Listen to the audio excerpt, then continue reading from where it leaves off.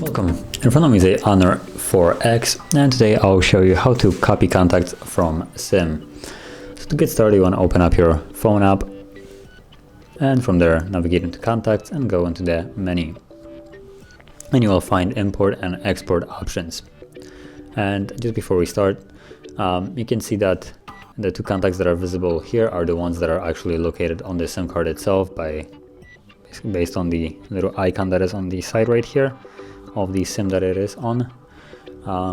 So let's go into import and export, and then choose import from card 1, assuming that's the slot you have it in, and there's also a card 2 depending where you place your SIM card on the device. So once you tap on it, you will have the two contacts that we already have there. You can select them, and all these select ones, you can also select all of them if you have way more than I do. And once you have them selected, all you need to do is just tap on import and then choose to phone, and now you should have the two phone numbers imported.